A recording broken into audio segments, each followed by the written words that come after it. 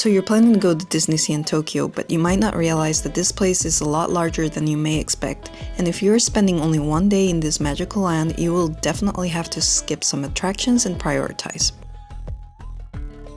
But don't worry, this video will show you the main 7 lands in DisneySea so you can navigate the place with ease and get to the places you will enjoy the most. Fantasy Springs was not open when we visited, so we are not covering it in this video. For more information, you can download the map below, link in the description. First on the list is Mediterranean Harbor, self-explanatory. This place has a southern European vibe, complete with terracotta-like buildings and beautiful water canals. Suites are aplenty, with a confectionery shop and other kid stores to spend your money in.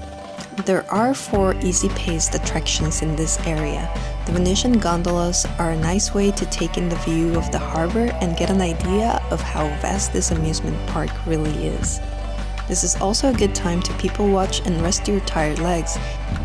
In my opinion, if it is too hot, there are other options like the transit steamer line or soaring.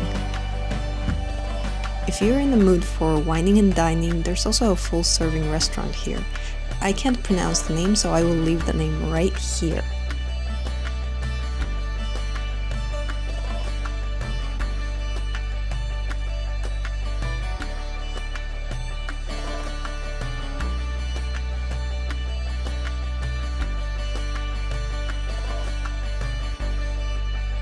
Number 2. American Waterfront. Unlike Mediterranean Harbor, there are 6 full attractions here. My biggest regret was missing the Tower of Terror, which is located in this area. Toy Story Mania is here too, but that is better seen at night because of all the retro carnival lighting. There are other exploratory attractions here for further sightseeing if you're still in the mood for relaxation. We had lunch at the Teddy Roosevelt Lounge. This place has a distinguished vibe and felt like being transported directly into a steamship from the early 1900s. Portions were small but tasty, drinks were very good, but it took us 45 minutes to get a table.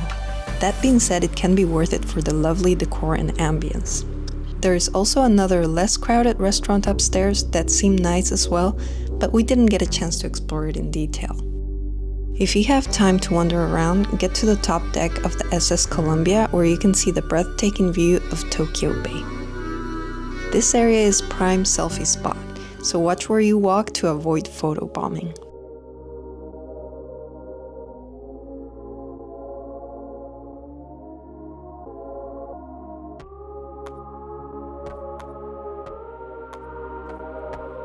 Number 3. Port Discovery. For me, this is when the magic started. Seeing Aquatopia, a futuristic water ride, was very exciting.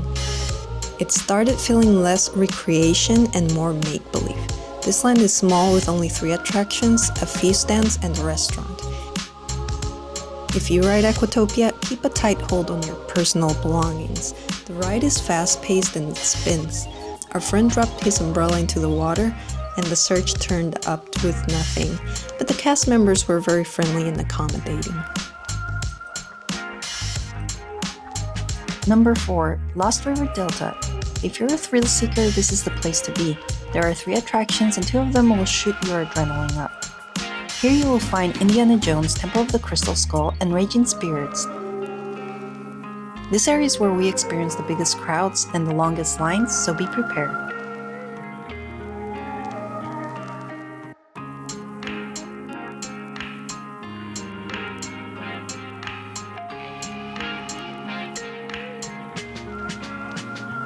Number 5. Arabian Coast, the land of Aladdin and Jasmine.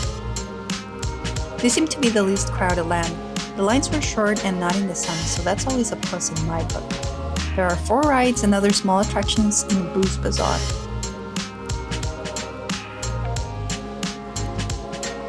If you're a fan of slower paced rides like It's a Small World, then you would love Sinbad's Storybook Voyage.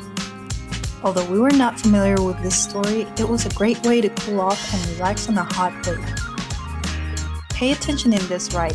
They have included smells within the experience. You can smell the bananas.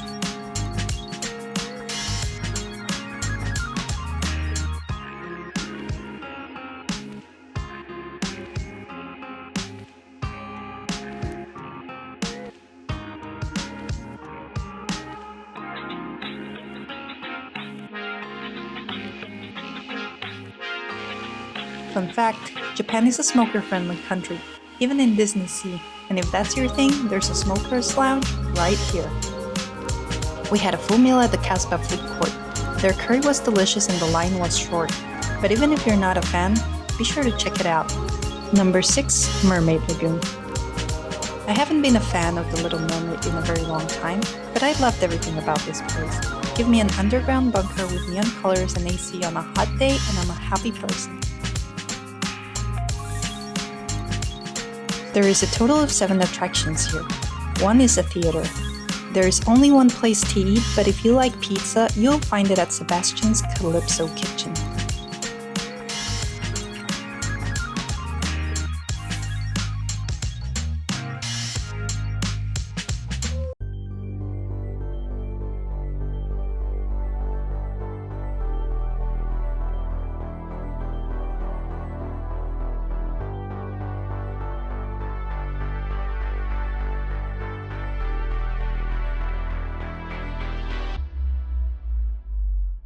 At first glance, this might seem like a giant baby park, but deep in the caves of this land, past the swirling ceiling, the floating jellyfish, the giant colorful turtles, and the undersea lights, there is the belly of the beast. It's Ursula's lair, and if you like creepy dark stuff, you might like it here.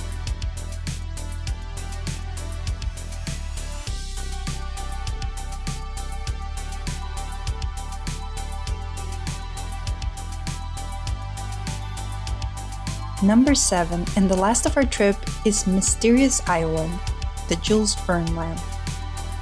This was hands down my favorite place and I don't think I've ever seen anything like it in my life. There are only 2 attractions here, but they might be the best ones.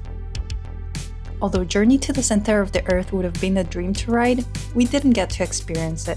We did, however, make sure we didn't leave empty-handed and went undersea, 20,000 leagues under, according to the story.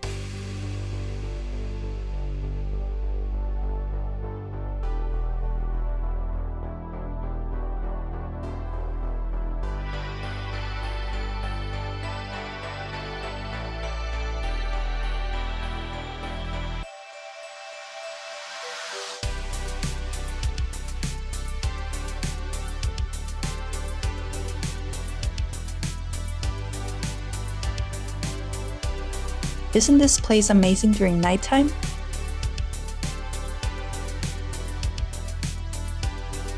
The Vulcania restaurant seems delicious, and there are a couple of other places to get snacks and drinks. I'm sure not everyone will agree with me, but here comes the most boring part of the day, the Disney parade. Yes, Japan does a really good job at all of this, and it was lovely for sure. But I would rather go to the Tower of Terror or the Toy Story Land before the last train leaves me stranded.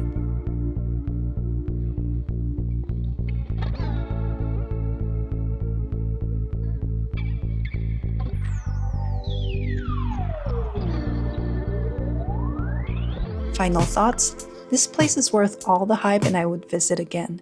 To me, it is more of a places that have water around the world with Disney themes sprinkled here and there, so it was a surprise when I found myself in a replica of the Mediterranean instead of your typical Disney World.